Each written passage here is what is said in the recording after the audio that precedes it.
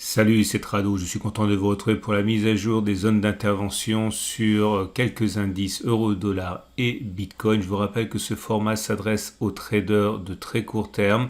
Il faut avoir une certaine expérience pour la pratiquer. Si vous désirez vous perfectionner parce que vous n'y arrivez pas encore, je vous propose la méthode que j'utilise moi-même. Si vous êtes déjà expérimenté, eh bien vous pouvez confronter vos zones d'intervention miennes.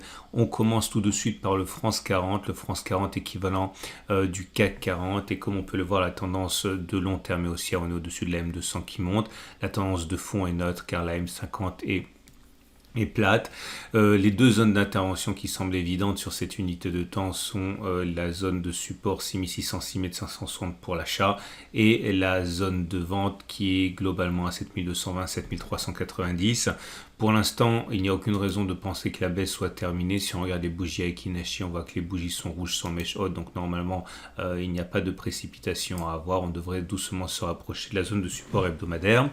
Je vais vous donner simplement une fois pour débuter la manière de procéder, enfin ma manière de procéder pour des achats avec stop de protection et objectif. C'est la même stratégie qui est mise en place pour tous les autres marchés. Imaginons que je décide d'acheter lorsque les cours seront dans le support hebdomadaire, je prends une valeur au hasard à 6700. Eh bien, mettre un stop de protection est indispensable lorsque l'on n'est pas extrêmement expérimenté. Là, le stop de protection est généralement la règle. Les 6700, si je décide d'acheter sur ces niveaux avec un stop de protection à 1 ATR, ça veut dire qu'au moment où j'achèterai à 6700, je regarderai la valeur de l'ATR. Imaginons qu'à 6700, la valeur de l'ATR soit à 134, j'enlèverai donc 134 à la valeur de l'ATR, ça donnera 6566 en stop de protection. 6566, ça veut dire que je serai à peu près ici pour mon stop de protection. Alors bien sûr, 6566, on peut également prendre la valeur de 2 ATR pour le stop de protection. Si c'est le cas, imaginons que cette fois-ci je décide d'acheter à 6666 par exemple, et à 6666, si je prends un stop de protection à 2 ATR, j'enlèverai 2 multiplié par la valeur de l'ATR au moment où on y sera. Imaginons que ce soit 135, ça me donnera un stop de protection à 6396, donc beaucoup plus éloigné. Ça a son importance puisque plus le stop de protection est éloigné, plus cela implique que le gain soit éloigné également pour que le jeu en vaille la chandelle. Imaginons par exemple que mon stop de protection soit à 6560 pour une raison ou une autre. Eh bien, imaginons encore que je sois rentré sur les 6730, le stop de protection étant par rapport à mon point d'entrée 2,5% en dessous. Il faut au moins que les cours rebondissent de 2,5% pour que le jeu envahisse la chandelle en imaginant que j'ai une chance sur deux d'avoir raison. Comprenez bien que si le stop de protection est plus éloigné encore, je dis au hasard 6450 et que mon point d'entrée soit à 6650, vous voyez bien que le stop de protection étant à 3,7%, il faut que mon objectif de gain soit au moins de 3,7% pour espérer gagner quelque chose sur le long terme avec un ratio gain-risque de 1 pour 1 et un taux de réussite de 50%. C'est pour ça que, encore une fois, ça a son influence. Voilà. Imaginons maintenant que je décide de spéculer à la baisse sur la résistance hebdomadaire. Je dis encore une fois des choses simplement pour l'exemple. Imaginons donc que je décide de rentrer en spéculation à la baisse à 7300. Si je mets un stop de protection à 1 ATR, je prends 7300, j'ajoute la valeur de l'ATR au moment où on y sera, 135, et ça donne un stop de protection à 7435 ici. Et bien sûr, pour l'objectif, il s'agira d'aller chercher au moins la même distance, mais dans le sens de la baisse pour espérer gagner de l'argent sur le long terme avec un ratio gain-risque de 1 pour 1 et un taux de réussite de 50%. Voilà. Je regarde maintenant ce qui se passe avec vous sur les données 4 heures. On passe aux données 4 heures avec une tendance de long terme qui est baissière, une tendance de fond qui est baissière au regard de la M200 et de la M50. Dans ces conditions, il est plausible que la continuation de la baisse soit privilégiée et la recherche de trades baissiers également. Première solution, un retour comme il s'est déjà produit là, au moment où je vous parle sur la résistance H4 des 69,25, 69,15 pour initier une position baissière, stop de protection au-dessus de la zone bleue en utilisant par exemple l'ATR avec un stop de protection 1 ou 2 ATR au-dessus. Autre solution pour les spéculateurs à la baisse, attendre un éventuel retour sur la résistance H4 des 71,73, 71,66, stop de protection au-dessus de la zone bleue. Ceux qui veulent acheter, sans doute attendre que l'on revienne sur la zone grise qu'on a déjà précédemment mentionnée, à 6600, 6760, avec un stop de protection en dessous de la zone grise, ou alors en utilisant les ATR, ou les deux. Et regardez les bougies Aiki-Nashi, pour l'instant ça reste quand même extrêmement médiocre, voire très baissier. Les bougies n'ont pas de mèche haute, ça veut dire que dans les conditions actuelles, il est plus plausible que l'on continue de baisser davantage que l'on ait fait les plus bas. Et on passe à l'Allemagne 40, équivalent du DAX 40. On est sur une zone de support ici importante, les 15,040, 15,510. Donc malgré une absence de tendance haussière, vous voyez en dessous de la M50, de la M200, il faut savoir que cette zone sera sans doute exploitée par de nombreux investisseurs et également par de nombreux traders qui veulent profiter de la présence d'un support important pour acheter. Stop de protection en dessous de la zone grise ou alors en utilisant la méthode des ATR. Ceux qui veulent spéculer à la baisse, par contre, attendent un retour, mais ça ne sera pas pour cette semaine, sur les 16,300, 16,160, stop de protection au-dessus de la zone. Les bougies Aiki-Nashi du moment montrent que pour l'instant, la pression est toujours baissière avec une bougie rouge sans mèche haute, donc cette zone risque d'être encore travaillée par les baissiers. Et pour les données 4 heures, c'est la même chose. La tendance n'est pas haussière, elle est même clairement baissière avec la M200 et la M50 qui descendent. Nous sommes sur une zone de support hebdomadaire, donc il est dangereux de spéculer à la baisse. Il demeure que ceux qui attendent une bonne opportunité attendent probablement soit la cassure du support H4 des 15,045, 14,840. Ils mettront sans doute un stop de protection dans la zone bleue ou au-dessus de la zone bleue. Autre position de spéculation à la baisse, le retour sur la résistance H4 15,695, 741, un stop de protection au-dessus de la zone bleue. Ceux qui veulent bien sûr acheter le font dans la zone actuelle, possiblement avec un stop de protection en dessous de la zone bleue. Regardez les bougies Aiki-Nashi, sur les données 4 heures, on voit que la pression est toujours baissière, mais moins puisque la bougie est en train de constituer maintenant est assortie d'une mèche basse et d'une mèche haute, contrairement aux bougies précédentes. Autrement dit, le fait qu'il y ait quelques courants acheteurs sur la zone de support hebdomadaire modifie un petit peu la physionomie des bougies Aiki-Nashi et montre un affaiblissement de la pression baissière. Et si vous voulez trader le Dow Jones, voilà la situation, une absence de tendance, que ce soit de long terme ou tendance de fond avec la M200 et la M50 complètement plate. Je ne vois pas vraiment d'opportunité à privilégier pour les traders sur cette unité de temps. Un retour sur le support des 34,090, 33,950 normalement sera mis à profit par les acheteurs, comme un retour sur les 33,250, 33,00. C'est très clair sur ce qui s'est passé sur la fin du mois de janvier. Les vendeurs à découvert attendent sans doute un retour sur la résistance hebdomadaire des 36,570, 36,330, voire 36,940, 36,780. Stop de protection au-dessus de la zone. Les bougies Aiki-Nashi montrent que pour l'instant la pression baissière est toujours là, donc il n'y a pas de raison de se précipiter pour l'achat. Et un retour sur les 34,090, 33,950 semble quand même assez plausible. On regarde les 4 heures. Et pour les données 4 heures, la tendance est baissière, que ce soit on regarde la tendance de fond ou la tendance de long terme.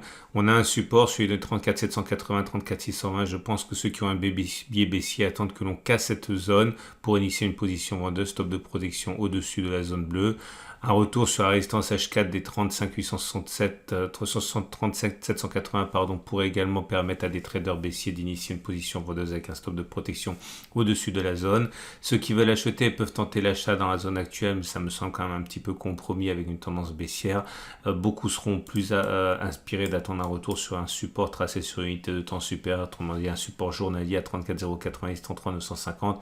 Stop de protection en dessous de cette zone. La bougie Aiki-Nashi montre que la pression baissière se ralentit un petit peu. Cela se voit au fait que les bougies sont de plus en plus courtes, mais ça reste quand même baissier, comme vous pouvez le voir avec des bougies rouges sans mèche haute. Et on passe au Nasdaq qui est dans une situation de tendance baissière avec des cours sous la M50, sous la M200.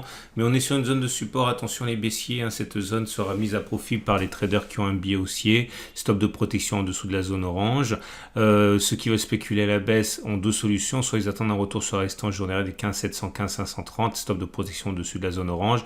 Soit ils attendent que l'on casse le support journalier des 13 734, 380. Attention de ranger néanmoins car on est très proche d'un autre support hebdomadaire hebdomadaires sur lesquels les traders aussi vont intervenir et les baissiers risquent de se retrouver très rapidement à des vents contraires sur les 13 400, 12 930. Les bougies Ekinashi montrent que la pression baissière est toujours d'actualité avec des bougies rouges sans mèche haute.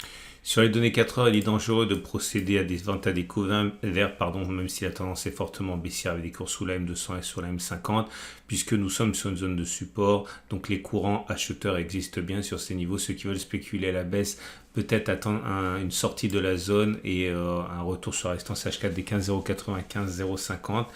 Il est plus rassurant sans doute pour les traders d'attendre que l'on soit au contact de la zone dans laquelle nous sommes en fait, pour acheter toute cette zone de support orange, là, support journalier tracé sur une unité de temps supérieure, stop de protection en dessous de la zone orange. Donc attention, méfiant, cette zone est extrêmement difficile à négocier avec une tendance fortement baissière, mais avec la présence de support tracé sur une unité de temps supérieure. Regardez les bougies Ekinashi, ça reste baissier, mais les bougies sont de plus en plus courtes, donc la pression baissière s'amenuise un petit peu en ce moment. Et on passe à l'euro-dollar. L'euro-dollar en données journalières. Comme on peut voir, les tendances sont données par la M200 qui descend. Donc la tendance de long terme est baissière. La tendance de fond est neutre avec des cours au-dessus d'une M50 qui est plate. Les traders qui ont un biais baissier attendent un retour sur la résistance hebdomadaire des 1,1417, 1,1489 pour initier une spéculation à la baisse avec un stop de protection au-dessus de cette zone.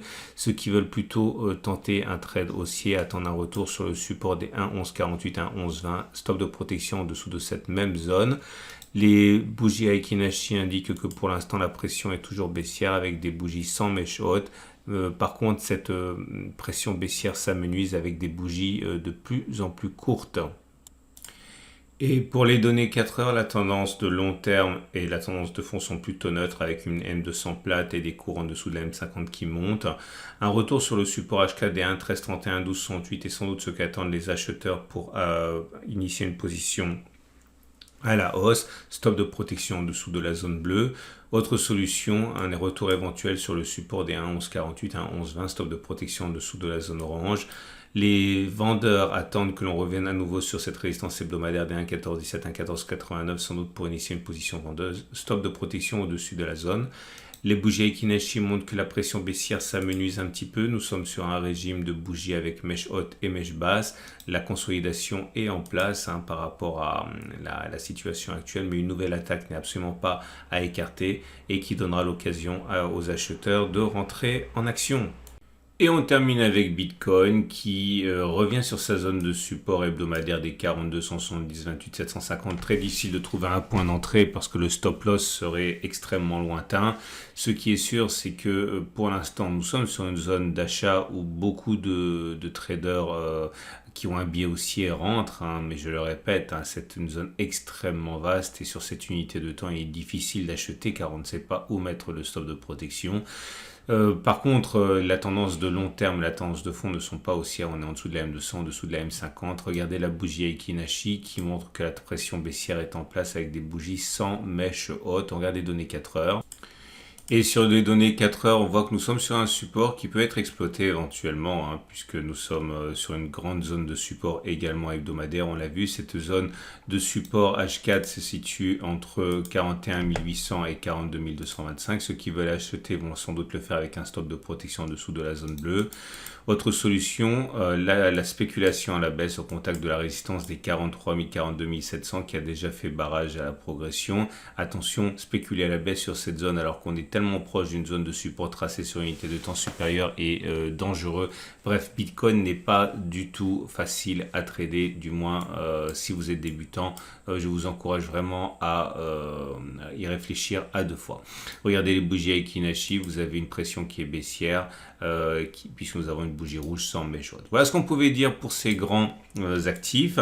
Je vous rappelle que tous les graphes sont issus de la plateforme de mon partenaire IG. Si vous voulez vous essayer au CFD ou Turbo 24, vous avez des vidéos à la fin de cette vidéo pour comprendre comment cela fonctionne. Vous avez également la possibilité d'ouvrir un compte de démonstration. N'oubliez pas de vous abonner à la chaîne YouTube si vous avez aimé ce format, il y a des vidéos tous les jours. Vous avez la mise à jour de ce format particulier qui a lieu donc le lundi matin. Et si vous vous abonnez à ma chaîne YouTube et que vous allez voir l'onglet communauté de ma chaîne YouTube, vous aurez des alertes en temps réel lorsqu'on arrive sur des zones d'intervention. Voilà, je vous souhaite encore une fois une excellente journée et à tout de suite pour d'autres vidéos.